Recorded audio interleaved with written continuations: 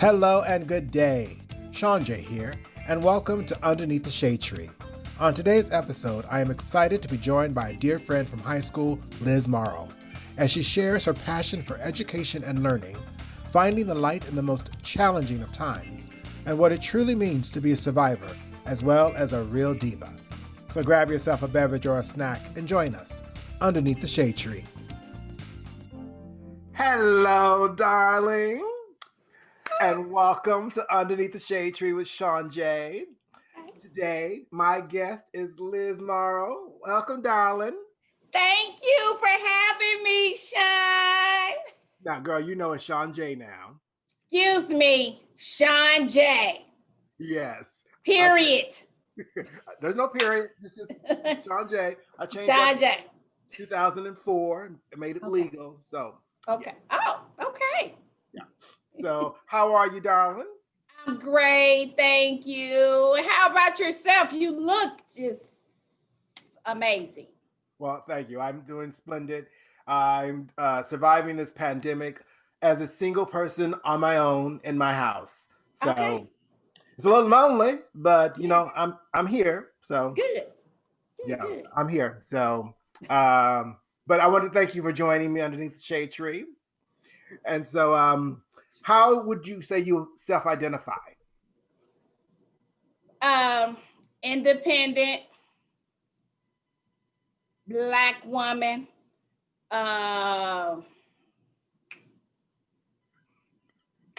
Basically, what you see is what you get. I can also say I'm every woman too, because I can switch it up quickly. You what? I can switch it up quickly. What was before that? I'm every woman. Okay. This I kind of already knew. So now the world knows. Yes. Where are you from originally? I'm originally from St. Louis, Missouri, born and raised. And where are you now? I'm in Jefferson City, Missouri. Okay. Yes, a few hours away. Few hours away. Yes. Do you have any siblings, any pets?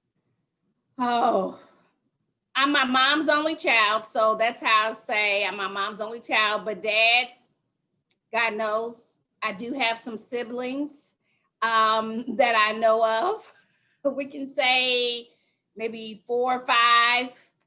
If there's some other ones, it's like they're my siblings. I wouldn't doubt them. And then on my stepfather's side, the same. Okay. Siblings, but mom's only child. I have a fur baby. Her name is Olivia, and she is such a diva. Where does she get that from? I know. You know, they say they take on the personality of the owner. Yes, I have heard that. Yes. I have heard that. Yes. And I think in Olivia's case, it's probably true. It really is. I know. She's with my parents now, but yes, it's true. She knows her mommy. What would you say is your line of work? Currently, I'm the director of Alumni Relations and Annual Funds at HBCU, which is a historically Black college and university, which is Lincoln University in Jefferson City, Missouri. Sweet. How long have you been there? Since you've been in that field? Since 2001. Okay. So about 19, almost 20 years. It's a career. Yeah, it's my career. Yes. What is something that is a favorite of yours to do? I like working out. I like singing. I like reading. I like traveling. Well, yeah. Can't do that right now, but yes. Right. Shopping. Let's not forget about shopping. And how do we know each other? Can we say we went to high school together? We're both Vikings, and I have on one of the colors, red, and there's the other color, green. So we've known each other for years. Years and years. Yes. And you ran track, and you were fire. Oh, thank you. You recall.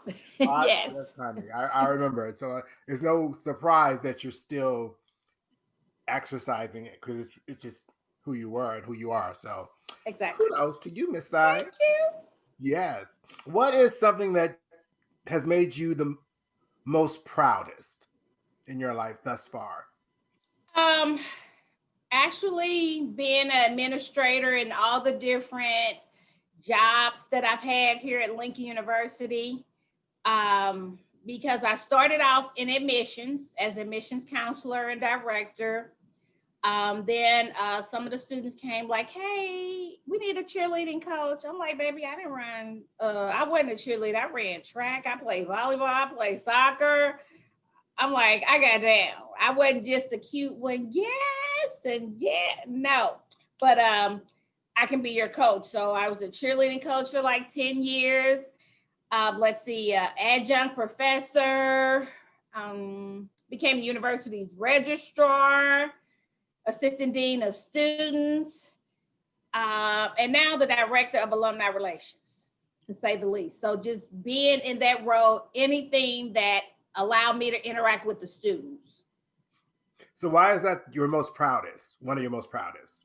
Because in all the various roles, I basically was able to see the students come in, fresh out of high school, trying to say, "Hey, can I go to the restroom?" Baby, you're in college. You don't have to ask, "Can I go to the restroom?"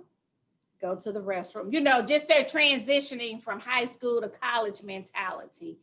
And just seeing them just grow and just seeing them graduate and just seeing them, moving on and getting married, having kids, and just whatever lifestyle they chose, just for me to be a part of it and just say, wow, I helped in grooming that individual, or I know that person.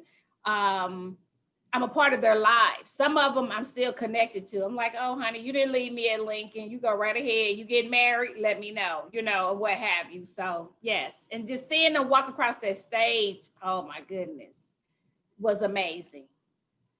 So it's that connection that I hear it's the giving back, basically. It's being Yes. part of a community, part of a historically Black university, that you have that ability to show them that not only are you a administrator or staff person, but you also went through the system. So That's that right. that giving back, I call it reaching back as you climb. So Okay. it's not I'll mine. take that. I stole it from somebody, but yes. Uh, Yes. what are some challenges that you've encountered that you would say that have helped you shape the person you are today? Who? I'll say two. One of them, I would say, a failed marriage. Um, in the process of divorce now. It's not final. It's at his choice. It was his choice. It wasn't mine, because I waited for such a long time to get married. And Yeah. then I didn't do that to just say, "Hey, let's get a divorce." I'm like, no, I waited late in life, gotten through the careers and most of the degrees and stuff for the most part. And like, okay, this is a good place. Let's go ahead and do this. And then for it not to work was a challenge. It was, but once I realized this person wanted this, I didn't challenge it. I'm like, okay, I'll walk away. I don't want anything. Let me get my belongings or whatever the case may be, and I'll start over. Long as there's life, there's hope. So that was one of the challenges. What did you learn from that? I've learned to let it go. Okay. Let it go. You know, don't be with anyone that do not want to be with you. Yeah. Don't stay in a relationship, especially if it's not healthy. You can try to fight for it. Don't get me wrong. I'm not saying just up and just jump ship, or anything like that. Stick around and just say, okay, let's do counseling. Let's try to figure out any and everything that we can that's out there. And then once you do that and you just like, hey, sometimes you have to throw in a towel. Like, I've done everything that I possibly could have done. If you're stuck in this mindset and so forth, I can't change your mind. Yeah. So that's one. That's one. But the biggest one was December the 5th, 2017, when I got those words, "You have breast cancer, invasive ductal carcinoma breast cancer." That was the biggest challenge ever. I had just I was at the peak of my life, prime of my life. I was just celebrated my 50th birthday, finished all of my doctoral classes, and it was like, hey, it's time to just write this dissertation. Let's do it. Just complete. That was the last educational goal that I've had. And to have to just everything come to a halt. Yeah. Was a challenge. I mean, because nothing mattered. No. But my health and my life and my safety. And I had to just take on that new concept like, hey, I have to fight for my life. The next few months or a few years, whatever, is going to be the biggest fight for my life. What has it taught you about yourself? That I am strong, that I am bold, I am beautiful regardless. You know what I mean? Like, my hair did not make me, my nails, anything, it didn't make me. It's all right here. What's here and what's in your heart and your mindset. And like I said, I'm like, God, you allowed me to have this because I had no symptoms, no signs, no lumps. Cancer's not even in my family. I was in the gym 5 to 7 days a week, gym, yoga, doing burpee challenges, and just think I had the deadliest disease in my body. So how did you, I am assuming you had regular checkups and that's when they found it, or? Okay. Mm-hmm. I had my mammogram because, once you become 40, they do mammograms and stuff every year. Okay. So, but even me being diagnosed with it at the age of 50, that's young. Yeah. 50 is young. They were like, oh, you're young. But then to just meet people and to hear that people that are in their 30s and 40, they have been diagnosed. And I'm like, oh man, my heart goes out to you all. At least I did get to, the good 55 club. Yeah. So that has been a challenge. And you're still kind of dealing with that challenge, right? Yeah, I'm dealing with the aftermath. I just got my port taken out in October. So right now I'm on to like the healthy journey. That's like, I don't have to go to the cancer center to get my port flush or anything like that every other month. Like I was going, hey, I'm at the cancer center, or anything. Right now I'm on a yearly checkup and so forth. So yes, but you still have the aftermath. Yes. And some of the aftermath that people don't realize, it doesn't matter if you work, have a good job, your finances get hit, period. And then there's still other work. Like this week, I have to go have dental work because of the chemo, the treatments, they break down your good, your bad cells. So I have a tooth that has kind of chipped off because I'm on a chemo pill that I have to take every day. So yes. It's real talk because it's people don't realize, not to get political, but like the whole medical system and luckily, thankfully, you've been able to like get regular checkups. You're one of the fortunate ones who has insurance. Right. But the thing is, there are those who don't and who can't. So exactly, it would be nice if we provided that to everyone. Exactly. So we all can have this opportunity to at least fight. I was about to ask you something that I just forgot. You said something, girl, and I was like, I can kind of, in the gym, it was just saying that I had no symptoms. Yes. Okay. Yeah, like, because basically you caught it because your regular monthly. Yes, yearly. Yearly mammogram. And that's the thing. There was a gap to where I didn't get it on a regular, at the regular. I'm like, oh, I'm busy. So it spread it out a little further. Like, say, for example, if I missed a year, I don't know if it was a year exactly, but I know it was longer than it should have been. Okay. As far as getting this mammogram. So just say, if I say, hey, I might have missed a year. And when I went in, and let me just explain to you, when I went in, when I tell you I was so cocky and so confident, because she says, okay, we're going to do your mammogram. We're going to put your breast here, do this. I'm like, oh, okay. And then she said, if we find something, we're going to call you back. I said, girl, you're not going to find anything. And then I had to recap, like, but if you do, then I'll be back. Can you imagine me getting that phone call that next day? And I'm like, Capital Region. And they was like, hey, we saw something. We would like for you to come back. I'm like, oh, okay. When? They were like, can you come today? I'm like, sure. I don't know if it was today or that next day, but I'm like, sure. I'm like, okay, thanks, bye. And then, I had shared it with one of my sorority sisters, and she was like, well, it's probably just scar tissue or something like that. And I'm just like, oh, okay. When I went back, they did a 3D, and then they said, hold tight for a minute. And then they said, we're going to let the doctors look at it.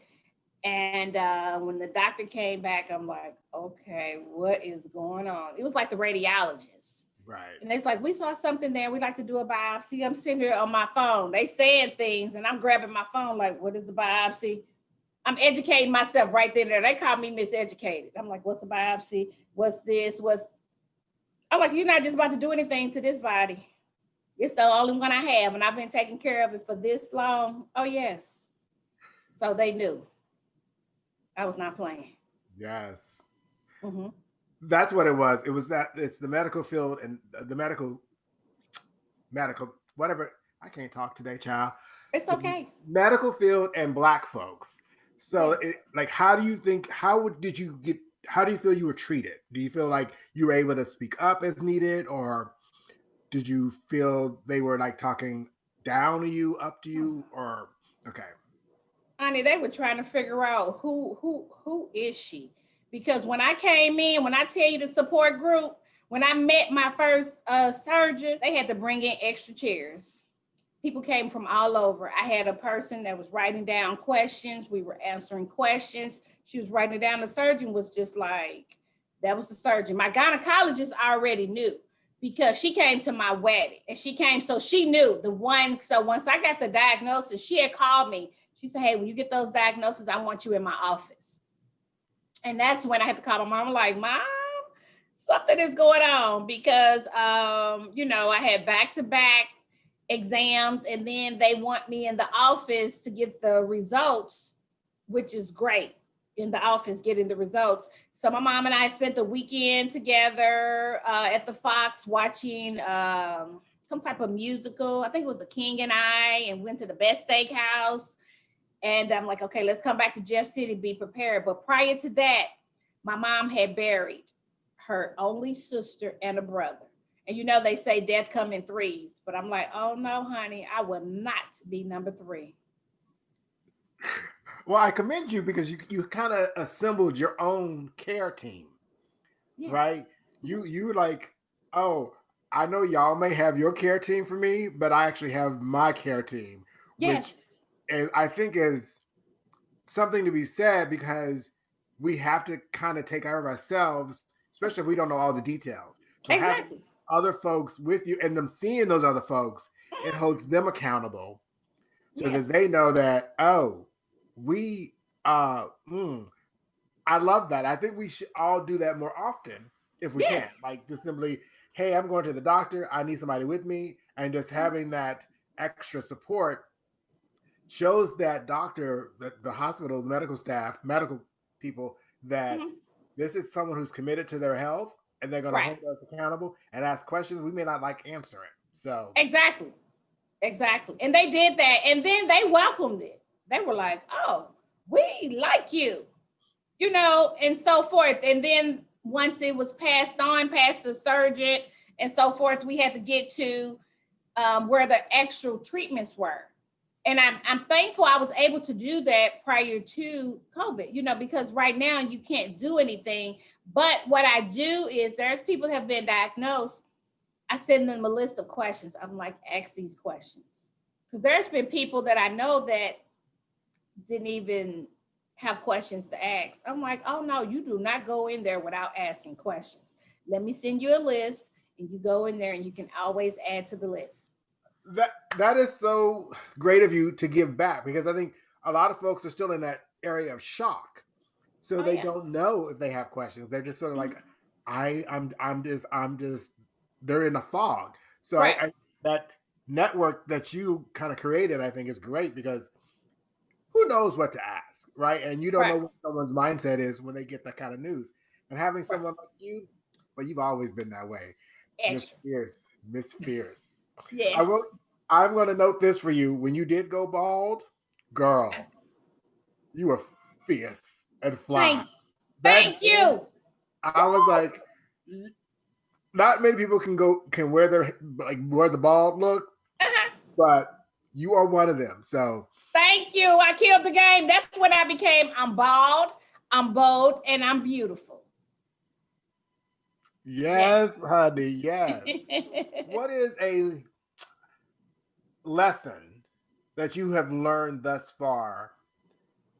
And I want to say greatest lesson, but what is the most important lesson you've learned so far in your life, and how has it informed how you move through the world? That people will always perceive their own perception of you, but it is what it is their perception until they get to know you. And so I've learned that I've intimidated a lot of people, but I don't know why, because I'm always smiling. I would think a person that intimidates someone would be someone with a certain look, posture, just no.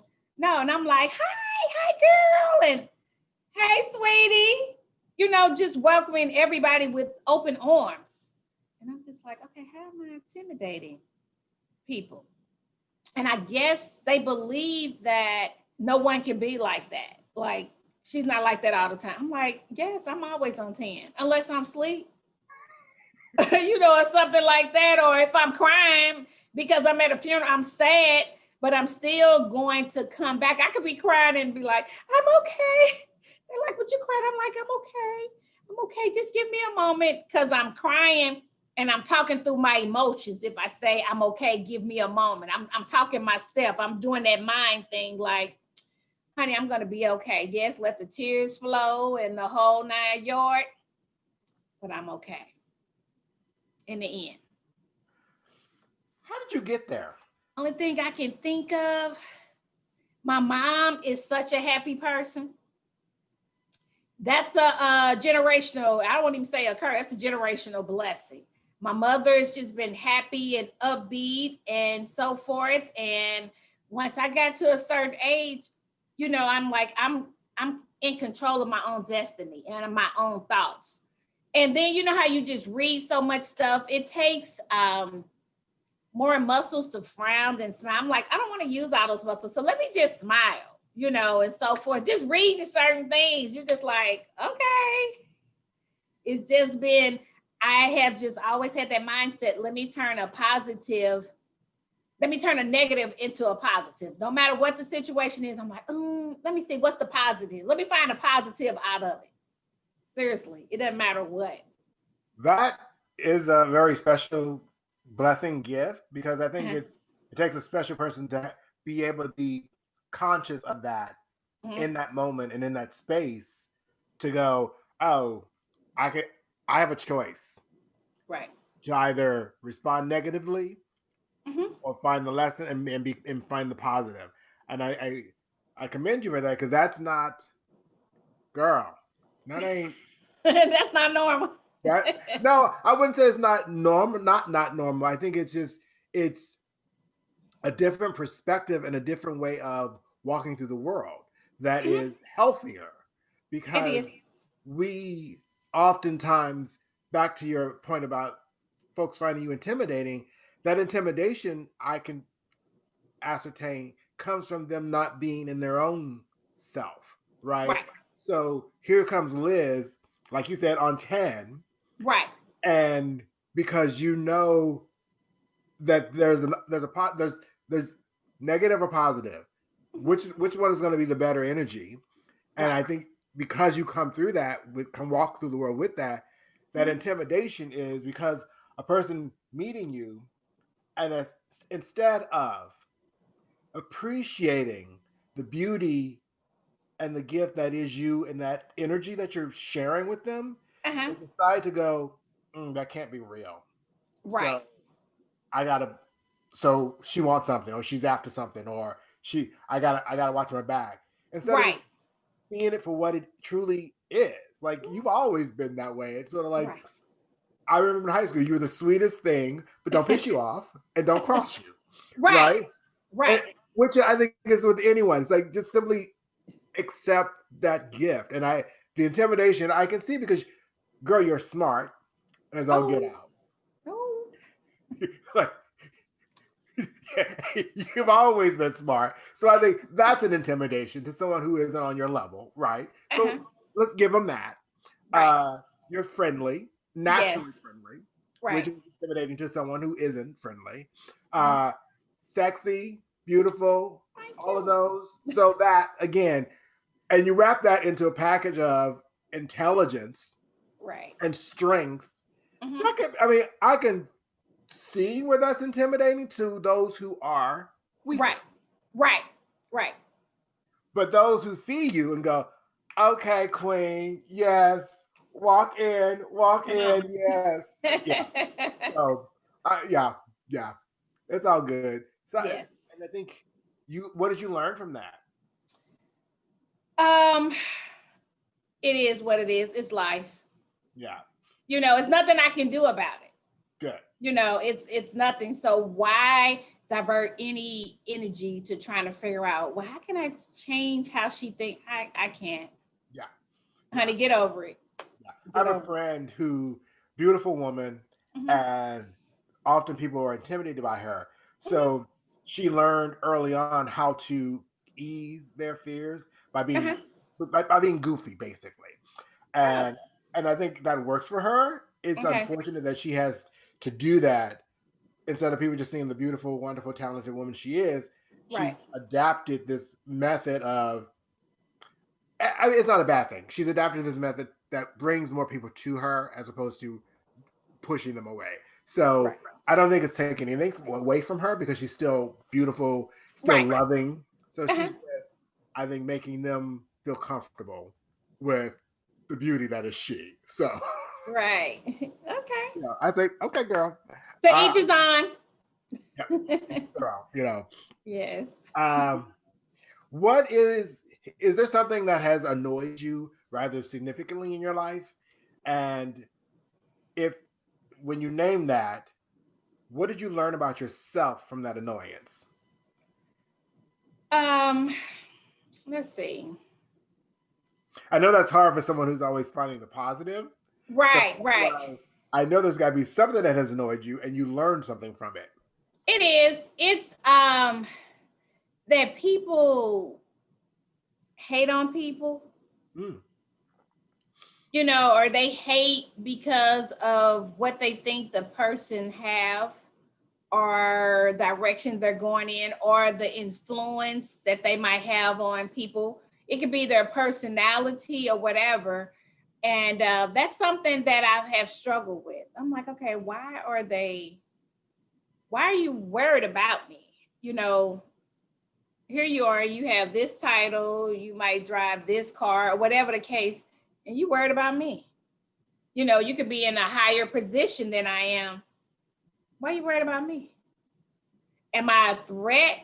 Or you want to just throw some taint, towards me? Honey, everybody have dirt. And people just started just hating and saying something, and it's just like, so my friends like, do you even know her? Or they begin to defend me like, you don't even know her. You sit there and think that and so forth. And if you only knew, it's lonely at the top. So the further you go up, the lonelier it becomes. It's just like all those people that I have that support me, I love them all. But at the end of the day, when I go home, I'm at home by myself. Yeah. And they can say, oh, well, she has this man and that. Really? Where did you get that from? Just because I'm confident in my own self and my own being, I want to look and portray an image for my own self to keep my own self satisfaction and self gratification, Not for you. I want to keep myself up for myself. What did you learn about that? So, like, the haters are going to hate. So what did Uh-huh. you learn about yourself? Because like it annoys you that there are haters. Uh-huh. And how did you find out about yourself or, you know, to move through that? That I have a gift, a powerful gift.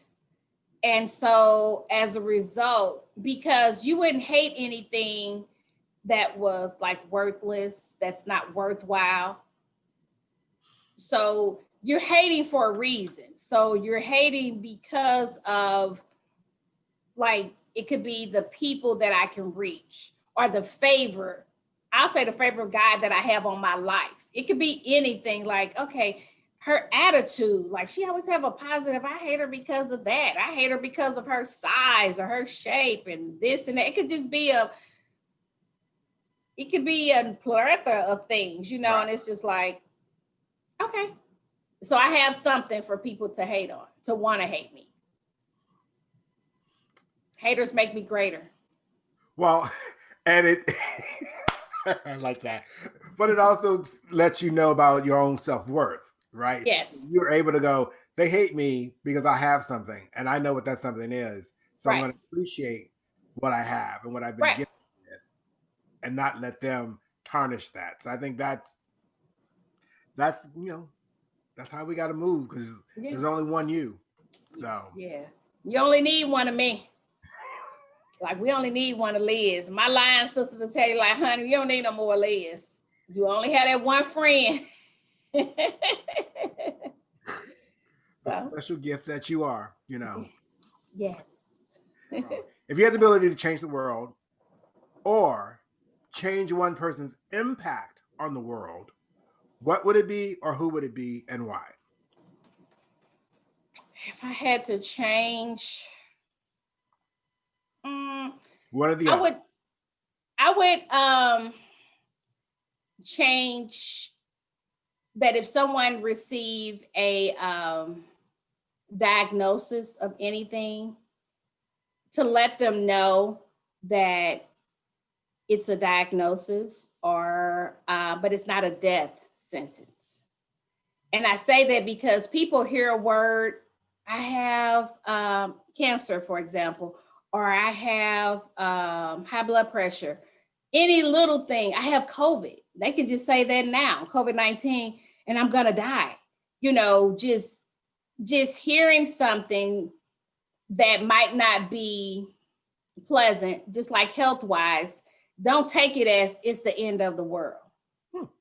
Take it as, I would try to change their mindset, like, let me know what's going on so I know, like, certain steps that I need to take to move forward, to get better. To, like, if you have COVID, because they don't give you anything for COVID. Like, some people have to go in the hospital and get the breathing treatment and so forth.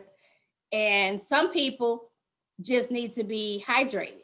Some people need to get rest. Some people need to boost their immune system. So whatever it is, know what it is that you have or dealing with, so you know how to move forward or to treat it, to overcome it. Right. So that would be just hearing something health wise. You see how special you are. You're changing some person's mind is more important when it comes to their health Mm-hmm. diagnosis and letting them know that it's not the end of the world. And Right. like most people change the world or they change 45's mind, and you want to change an individual's mind hearing a diagnosis. Mm-hmm. Girl, see how special you are. And it takes you to see that. It takes, like, someone like you that know me and know the type of person to see that, because a lot of times I just think that's natural. Like, it's like everyone, they don't think like that, but I'm learning that it's not. No, and that's the unfortunate thing with our world. I think 2020, and I've said this many times, has brought a great level of clarity to Mm-hmm. folks Mm-hmm. about the world in general and the world in which Black folks, brown folks, and other people of color live in. And I think a lot of people have been living inside these great little bubbles Right. that they don't have to come out of. and now there's this veil that has been lifted. We've been living it, but people are seeing the world for how it really truly is. And I think, to your point, we can either see that as a great negative, and so I can't, and it freezes them, or you can see it for what it is and see where your responsibility lies in that, what Right. you need to do to not, well, to fix it, to help fix it, because as they say, you're either part of the problem or you're part of the solution. And Right. so I think, to your point, you walk through the world with this desire of wanting the best for people, Right. and I think you see the humanness in everyone. And I think we're trying to get everyone to see that when it comes to all Black folks, all brown Right. folks. Right. And when we get to that point, yes, then we will be taking care of one another, but we aren't there yet. And I think you are an anomaly because not everyone has that openness, right? I think Mm-hmm. some of us are like, I'm open to a point. I'm just keeping it real. I'm open That's to a point, but right. I also have I don't trust as easily, right? Right. So I mean, I don't know about you, and I've been proven correct on several of those times. So I'm like, Right. I just can't. And someone like you who has that ability to stay open, you Uh-huh. know, I wish I had that. Right. You know, it's just that there have been too many times where I've had that and had Right. my hand slapped. So Mm-hmm. I think you are the goal.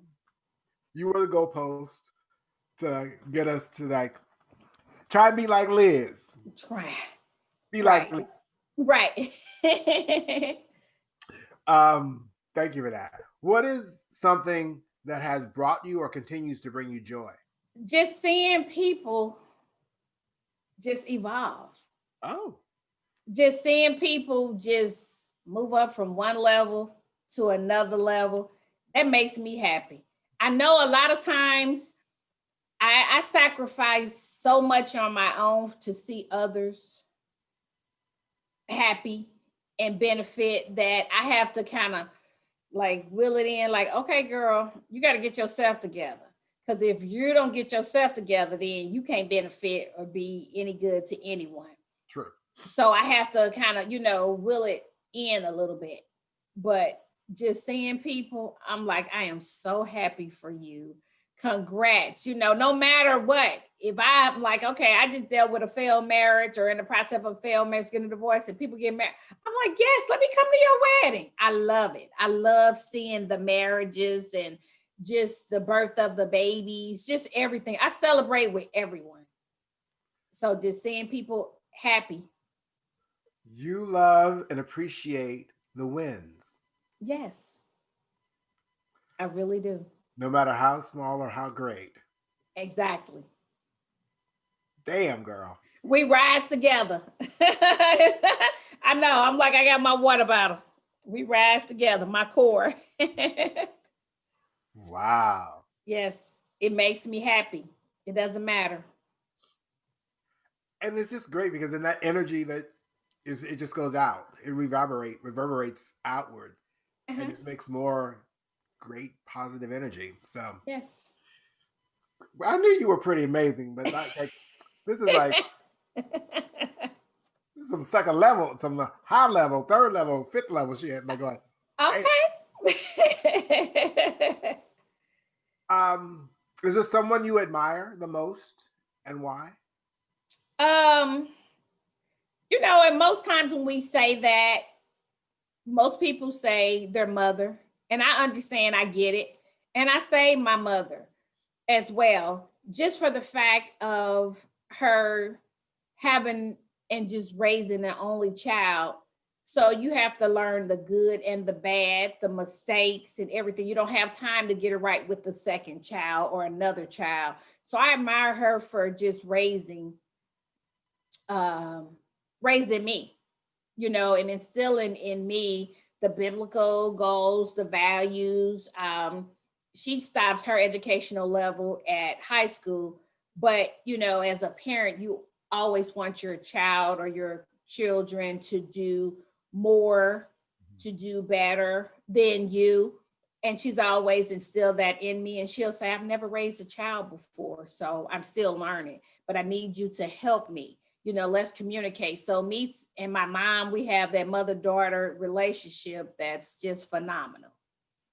So yeah, I inspire her. And then just being there for all the various things that I've done. It's just like, okay, once I came to college, ran track, queen, sorority. I mean, just another queen level at another college, another queen level, all these queen titles and just everything that I've done. And for her to be there to support, oh, mommy, I graduate. Oh, mommy, I graduate. Oh, mommy, I graduate. She was like, oh, we have degrees. Yes, we do. So I'm inspired. She inspired me, but she's living through me. Yes. So I do it like, okay, mommy, you have all of this. Yes, it's yours, girlfriend. So my mom, just being that strong woman and all the sacrifices she made and has made. So. Well, she must have done something right. And all her learning and raising you. She did something right. Yes. She did some real good. Some real good. Thank you. Yes. What would you like to be remembered for by those who know and love you? Not what I've done, but how I made the people feel. Because everyone, and I know that could be cliche-ish, but I don't want you to say, oh, you like a lot of times people like, man, you helped me so much and so forth. And I'm like, really? And I sometimes I'm like, and then they begin to tell me, I don't want you to tell me what I've done because I did it from the heart. I want to know, how did I make you feel? So evidently I left a lasting impression.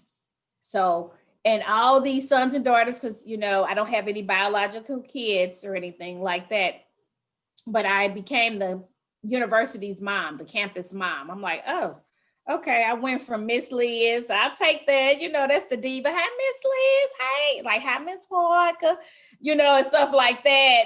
And then mama, I was like, oh, how I become mama? I'm like, okay, mama TT, it's all good. Because when it all boils down, you still gonna get all this personality and all this flavor. But if I have to get in your butt, I'm gonna get in your butt as well. Come and sit down. What's up? And don't lie. That's that every woman in me. I switch it up real soon, real quickly if I have to. I kind of like Mama Liz. Liz. You like Mama Liz, ShawnJ. I like that because it's that caring, nurturing, loving spirit that you are. So it's a natural progression.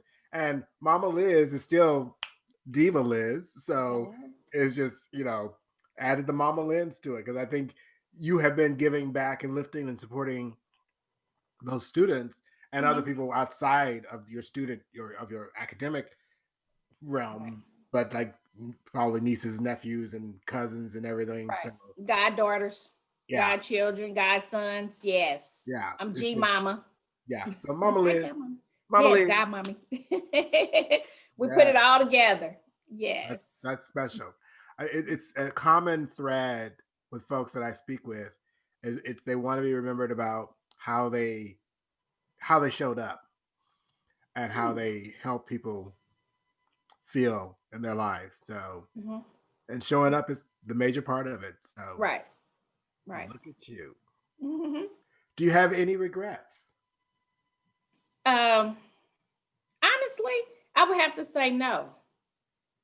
And the reason being is because I can't change anything anyway. So why even focus on the regrets? Now, there are some things I wished I would have done maybe sooner, but it wasn't my time to do it sooner.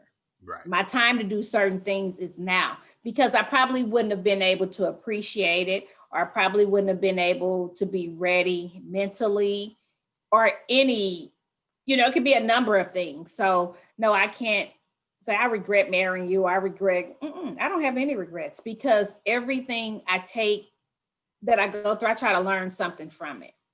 I try to find the positive out of, I'm like, I don't care if it's just minute. I found a positive. Yes. Hey, it seems to be the source of your superpower. Yes, we'll take that. Yes. Anything else you would like to share with the folks outside? I love people and I love helping people. I'm here for you.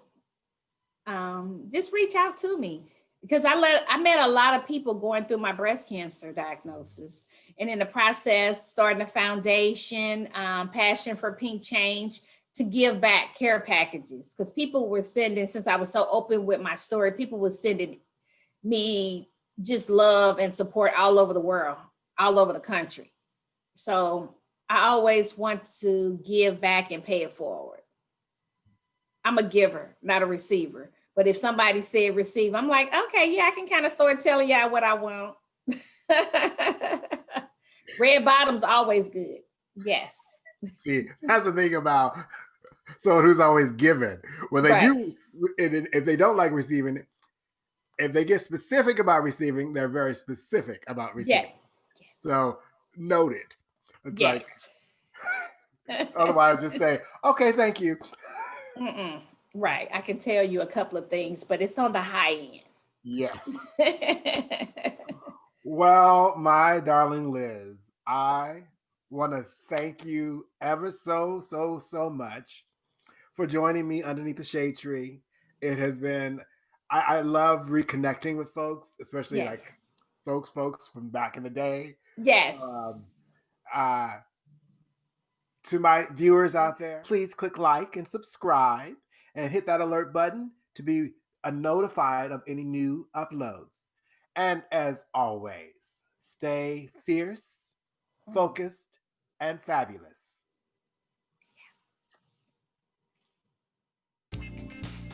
Thanks ever so for joining us underneath the shade tree.